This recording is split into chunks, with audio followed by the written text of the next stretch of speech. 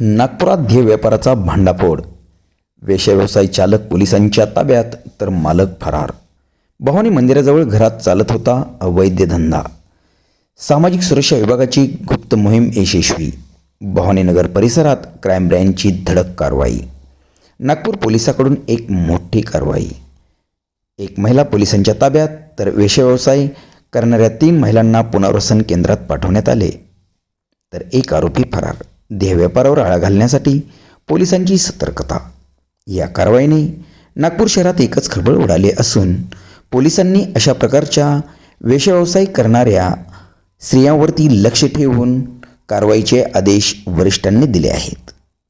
सोलापूर जिल्हा प्रतिनिधी MK news Nagpur.